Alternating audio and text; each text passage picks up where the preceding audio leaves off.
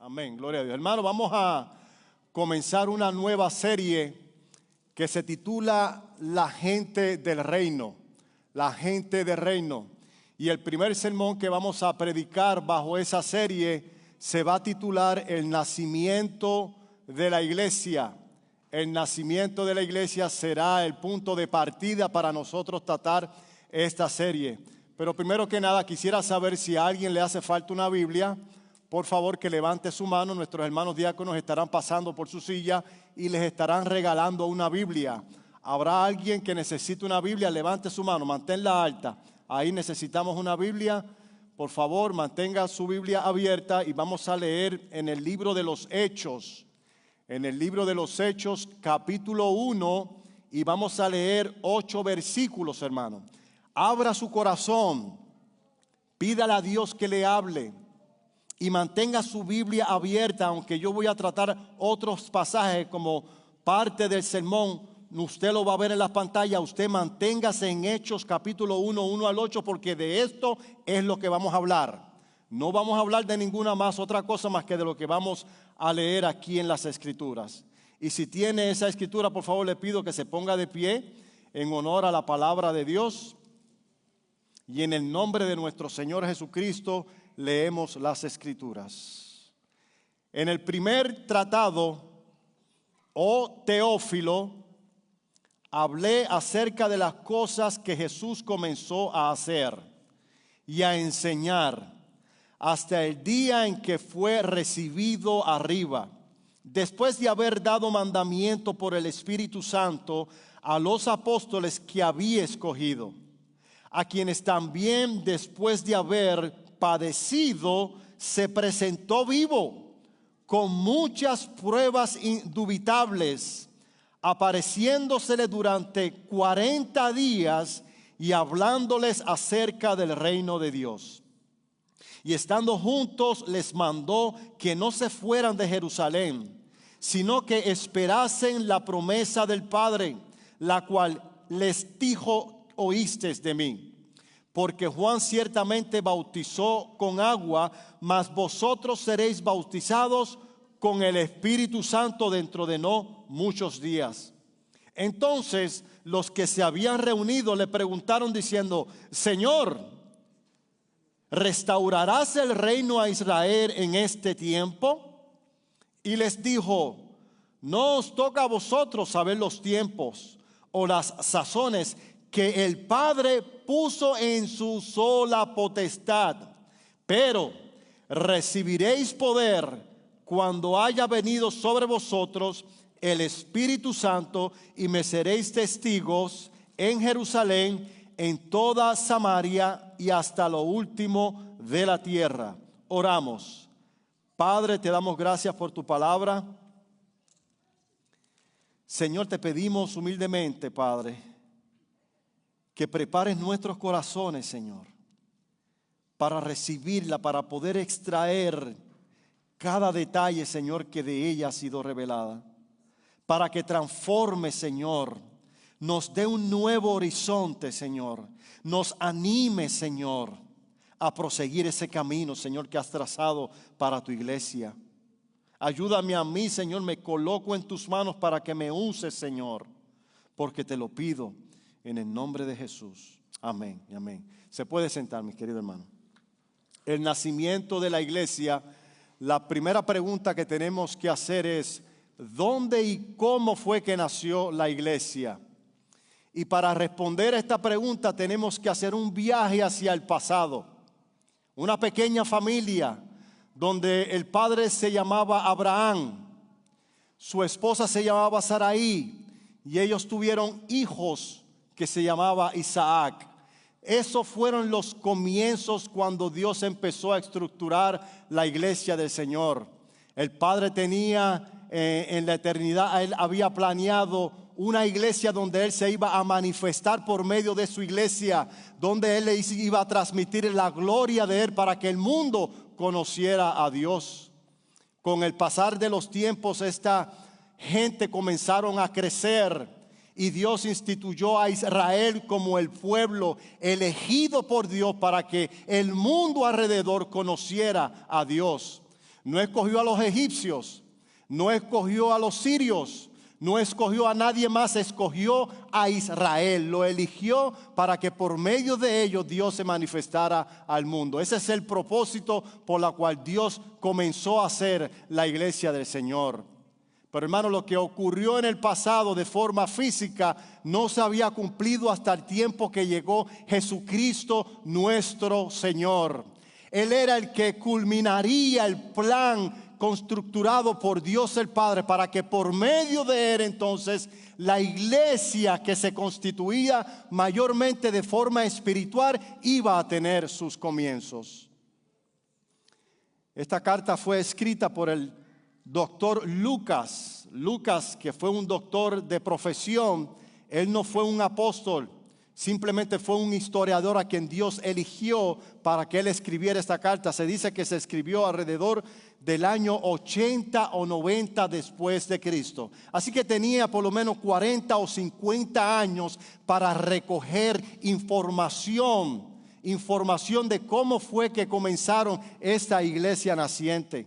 La carta de los Hechos es la segunda parte en secuencia al Evangelio de Lucas, dirigida a Teófilo, como dice en el libro de Lucas capítulo 1 al 4. Miren cómo dice: puesto que ya muchos han tratado de poner en orden la historia de las cosas que entre nosotros han sido ciertísimas, tal como nos los enseñaron los que desde el principio, dice, lo vieron con sus ojos y fueron ministros de la palabra. Me ha parecido también a mí, después de haber investigado con diligencia todas las cosas desde su origen, escribírtelas por orden, oh excelentísimo Teófilo, para que conozcas bien la verdad de las cosas en las cuales has sido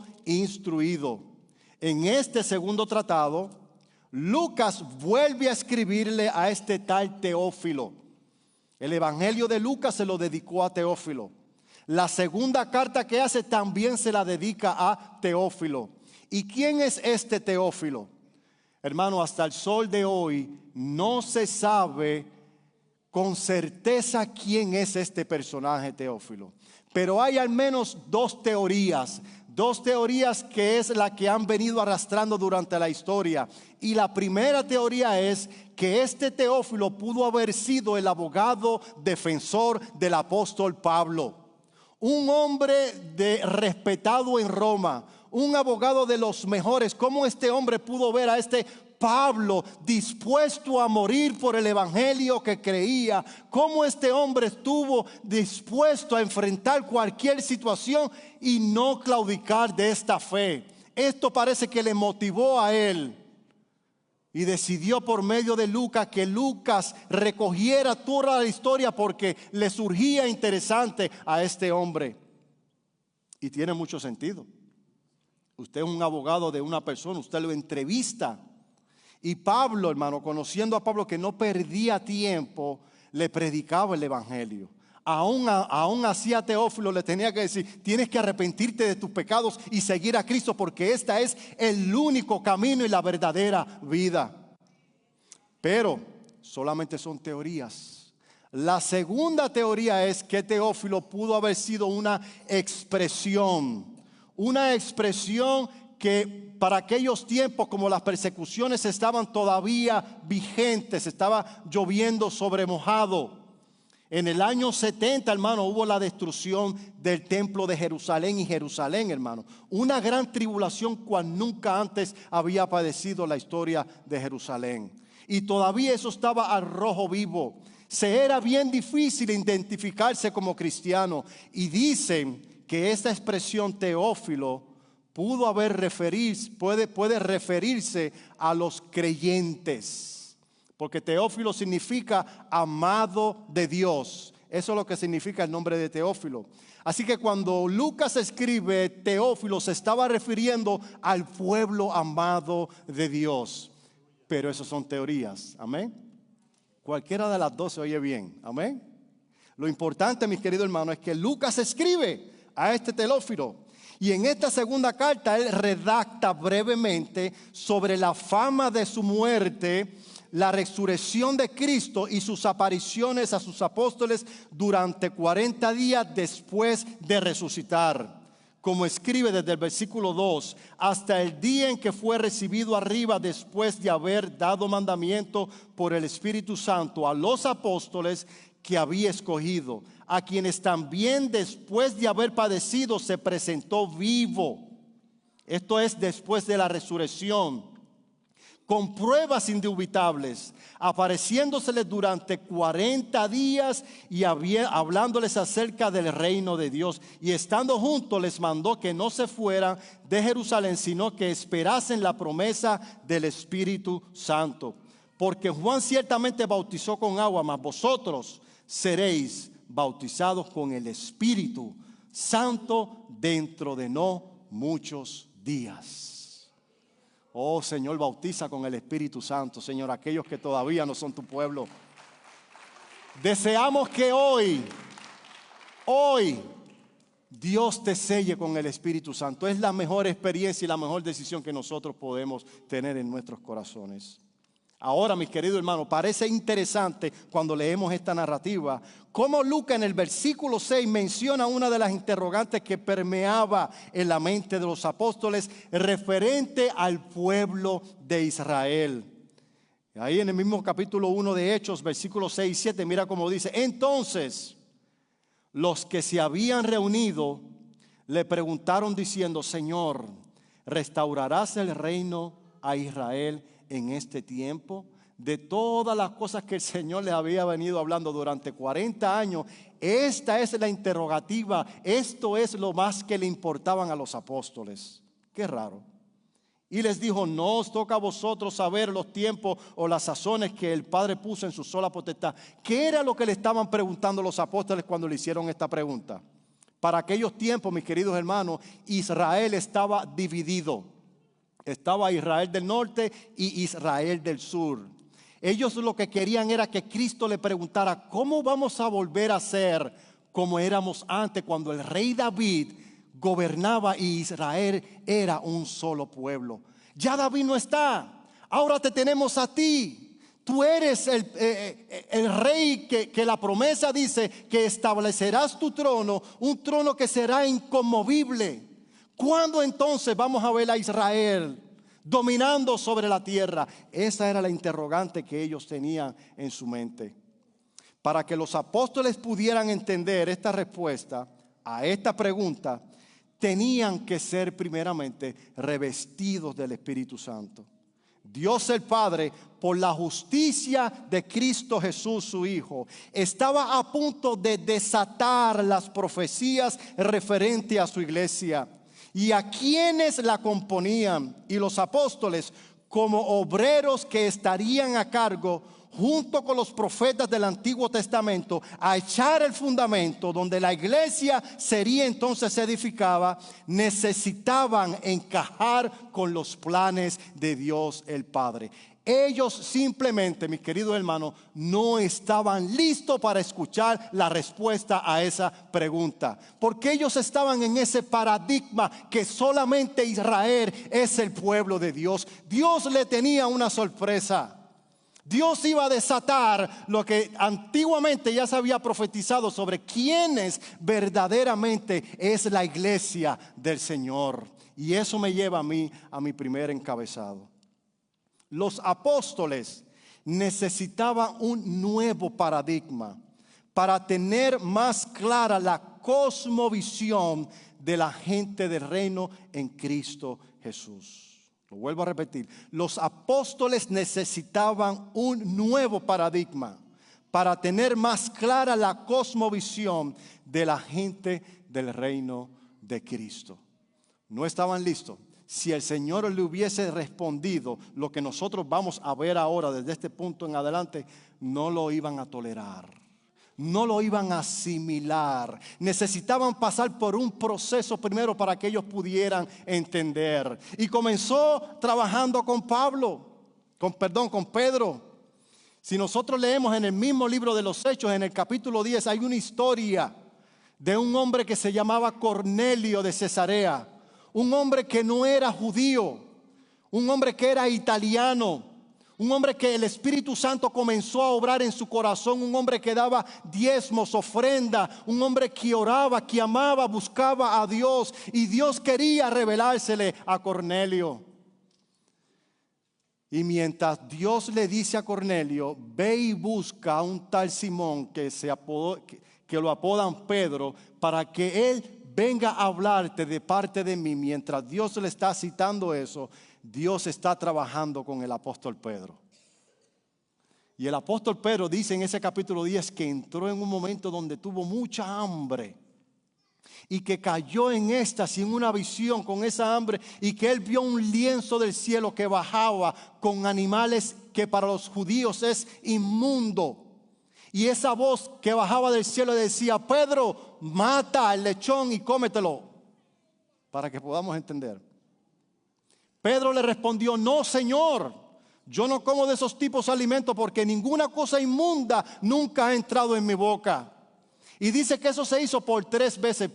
Pedro, mata y come. No, Señor, yo no he comido cosas inmundas. No llames inmundo a lo que yo he limpiado.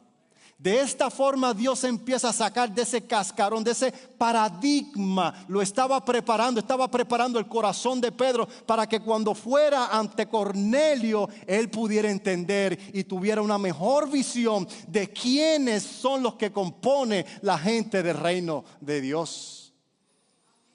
Cuando termina esa visión, le tocan la puerta y le dice que lo están buscando y que necesitaba ir donde Cornelio. Cuando él va donde Cornelio, Cornelio empieza a predicarle el evangelio. Y mientras él le predica el evangelio, él dice que el Espíritu Santo cayó sobre toda la casa de Cornelio. Cornelio estaba allí y ya tenía una congregación entre ellas. Había una congregación en su casa, pero necesitaban ser revestidos del Espíritu Santo. Cuando el apóstol ve eso, Hechos capítulo 10, versículo 34 dice: entonces Pedro, abriendo la boca, dijo: en verdad comprendo lo que no iba a entender antes, ahora lo estaba entendiendo, que Dios no hace excepción de personas, sino que de toda nación se agrada del que le teme y le hace justicia. Estaba Dios sacándolo de ese cascarón. Tienes un pensamiento errado. No creas que solamente el pueblo de Israel es mi gente. Hay otra gente que voy a incluir en este pueblo. Y son los gentiles, aquellos a quienes tú detestas, aquellos quienes tú dices que son inmundos. Ellos también yo los voy a limpiar y van a ser parte del pueblo de Dios. Cuando el apóstol Pedro vuelve a Jerusalén con estas noticias novedosas de que gente de la cual no era de su nación, gente de la cual en el pasado no eran consideradas dignas de reino, ahora Dios en su gracia abre las puertas del reino para que entren por ella. Hechos capítulo 11. Hechos capítulo 11, versículo 18 dice: entonces los que recibieron esa noticia de Pedro, oídas estas palabras, dice que callaron. ¿Cómo? Que los gentiles también hablan en lengua, que los gentiles también hablan denuedamente como nosotros, que los gentiles también predican el evangelio como nosotros. Callaron y glorificaron a Dios diciendo: de manera que también a los gentiles ha dado Dios arrepentimiento para vida. Hermano, estos son buenas noticias. Estos son buenas noticias. Que Dios haya abierto esta oportunidad para que usted que está hoy aquí tenga todavía la habilidad de arrepentirse de sus pecados y venir a vivir con el pueblo de Dios. También vemos en las escrituras referente al versículo 6, quisiera indagar un poquito más sobre este asunto, donde dice: ¿restaurarás el reino a Israel? Esta interrogante de los apóstoles es contestada posteriormente por medio del apóstol Pablo, cuando escribió, siendo inspirado por el Espíritu Santo, a la iglesia de Éfeso. Si me acompaña, por favor, o puede ver aquí, Efesios capítulo 2, versículos 11 al 15. Este es uno de mis pasajes favoritos. Efesios capítulo 2, 11 al 15. Mira lo que tenían que entender a la iglesia judía, la iglesia de Israel. Dice así: por tanto, acordaos de que en otro tiempo vosotros los gentiles, y los que no estén familiarizados con esta palabra gentiles es la palabra que se usa para describir a todas las personas que no son judías. Gentil es un puertorriqueño, un mexicano, un brasileño, un africano, un español. Todas las naciones son gentiles a menos que no sean judíos. De ahí es donde viene la palabra. Entonces, por tanto, acordaos de que en otro tiempo vosotros los gentiles, en cuanto a la carne, eras llamados incircuncisos por la llamada circuncisión, hecha con manos en la carne. En aquel tiempo estabais sin Cristo, alejados de la ciudadanía de Israel. ¿Me siguen, hermano? Y ajenos a los pactos de la promesa, sin esperanza y sin Dios en el mundo. Así estábamos nosotros. Pero ahora en Cristo Jesús, vosotros que en otro tiempo estabais lejos, habéis sido hechos cercanos por la sangre de Cristo. Porque Él es nuestra paz, que de ambos pueblos hizo ¿qué? Un solo pueblo, derribando la pared intermedia de separación, aboliendo en la carne las enemistades, la ley de los mandamientos. Esto pues, la ley de los mandamientos expresados en ordenanza, para crear en sí de los dos un solo y nuevo hombre, haciendo la paz. Esa es la iglesia del Señor. Eso era lo que tenían que entender los primeros apóstoles que estaban a cargo de echar el fundamento. Sobre este fundamento la iglesia será edificada, no solamente por judíos, pero también por griegos, italianos y todos los europeos, hasta que llegamos a nosotros.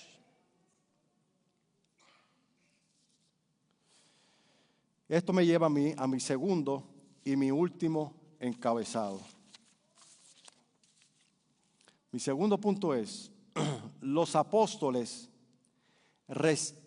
necesitaban recibir el Espíritu Santo para llevar las nuevas a cada rincón del mundo.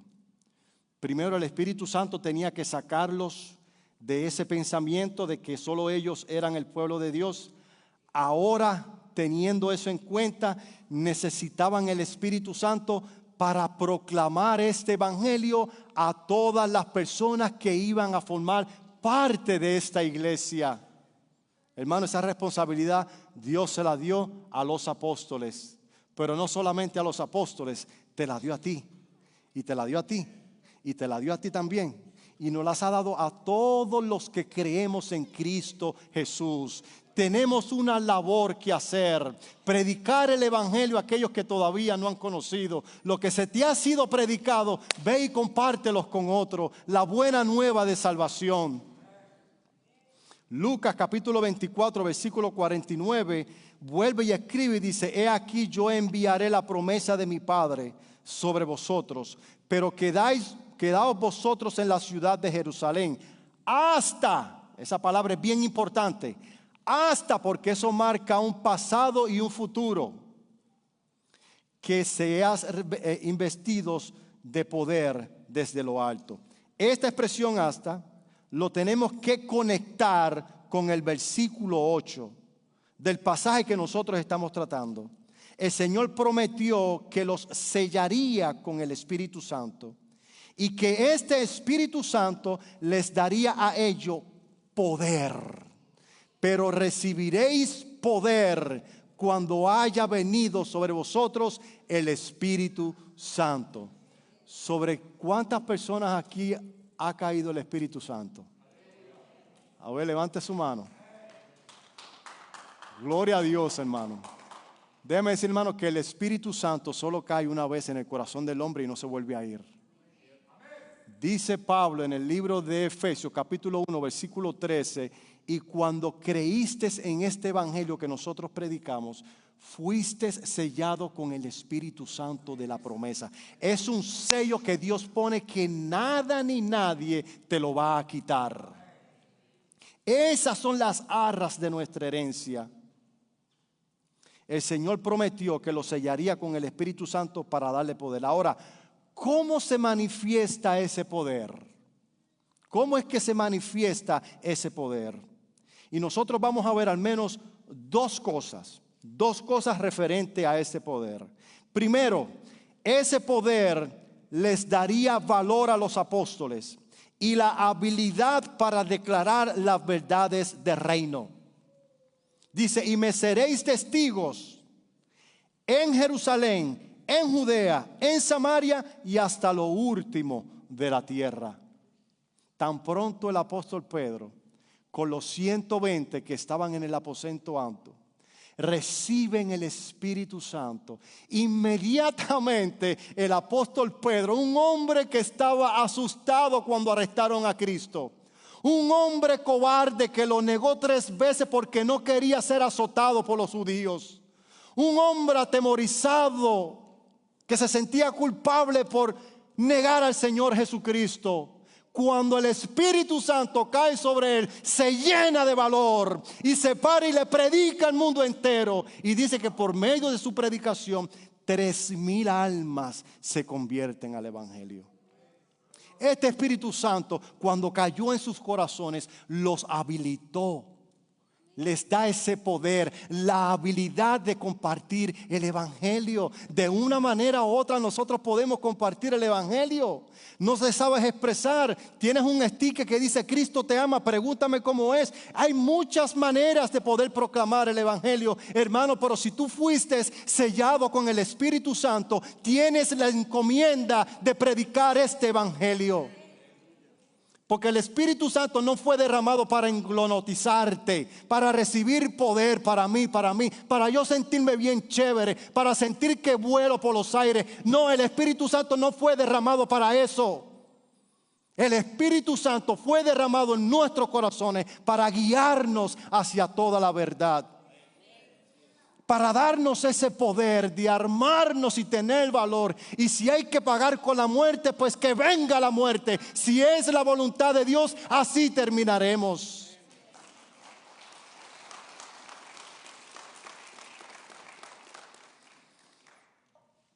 Nosotros también, mis queridos hermanos, fuimos sellados con el Espíritu Santo y colocados en la iglesia del Señor para proclamar este mismo evangelio. Como dice Primera de Pedro capítulo 2 y 10. Mas vosotros sois linaje escogido. Perdona que no le di estos textos, se me olvidó.